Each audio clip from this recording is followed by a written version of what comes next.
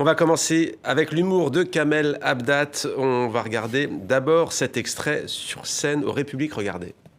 Vous regardez les chaînes d'infos un peu? Non, c'est pas la peine. Moi, la chaîne d'infos qui me fait le plus peur et que j'adore regarder pour me faire peur, c'est Al Jazeera.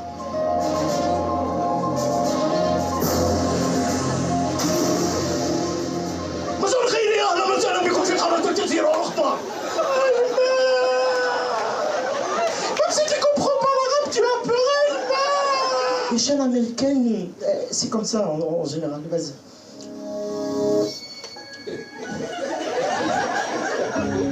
Alors, je pense que les enfants que montrer en fait le texte de notre tigre, ok, il y a de l'ambiance chez les Américains. Et bien sûr, à côté, tu as les chaînes africaines, maghrébines, algériennes, où tout va bien. Les infos chez nous, c'est comme ça.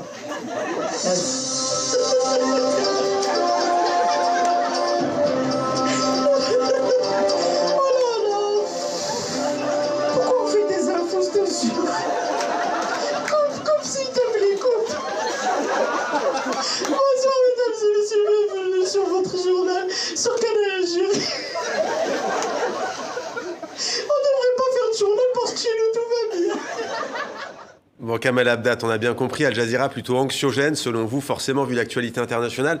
En Algérie, c'est plutôt apaisé le ton? Tout va bien, oui, très bien aujourd'hui a été l'inauguration, donc chez nous on devrait mettre une chanson de danse d'ailleurs pour le générique, pour détendre l'atmosphère et pour dire que chez nous, en Afrique, tout va bien. Vous n'êtes pas le premier humoriste, c'est vrai qu'il y avait Felag aussi qui parlait, qui disait qu'au moment où il y avait un épisode très dur en Algérie, il y avait les documentaires sur le commandant Cousteau.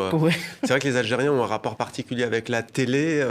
Ça a été un des premiers pays d'ailleurs le plus connecté au monde avec des paraboles à tout va. Oui, pendant très longtemps on a été connecté Égypte. Donc on comprend super bien les feuilletons égyptiens. Ya Habib, ya Habib.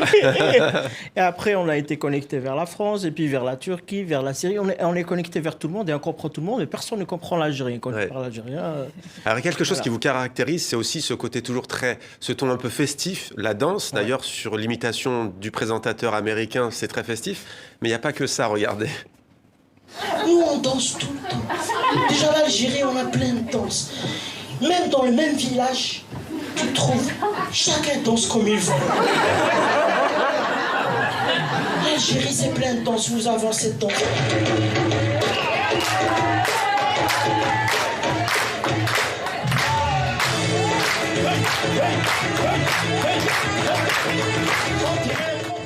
Voilà, l'ambiance avec Kamel Abdat. Vous avez appris à danser où? Au village? Au village, c'est obligatoire. Tu sais, tu es marqué quand tu danses pas dans une fête de quelqu'un, il te marque à vie. Même à ton enterrement, il veut pas venir. Donc j'adore danser sur scène et puis ça met de l'ambiance et puis ça unit.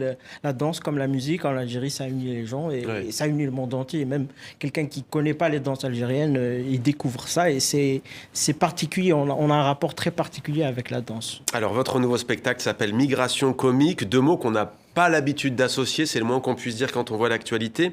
Vous racontez un peu en fait votre adaptation, votre vie de nouvel Parisien.